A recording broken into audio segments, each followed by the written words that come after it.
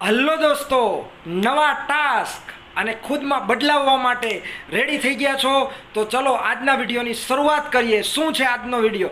કે આપણા મનને એવી ટેવ છે કે કોઈ પણ વ્યક્તિ, પરિસ્થિતિ કે કોઈ પણ ઘટના બને કે કોઈ પણ વસ્તુ જોઈએ છે, એમાંથી આપણા મનને એક ટેવ છે. શું ટેવ છે? તો એની અંદર ખરાબ શું છે.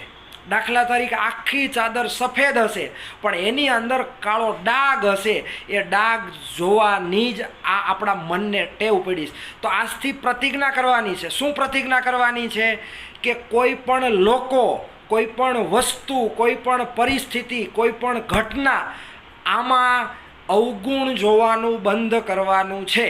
અને જો આપણે અવગુણ જોવાનું બંધ કરશું તો આપણે શુદ્ધ બનશું, ચુંબક બનશું અને ઓટોમેટિક આપણા તરફ સુખ, સમૃદ્ધિ, સફળતા, આનંદ, ખુશી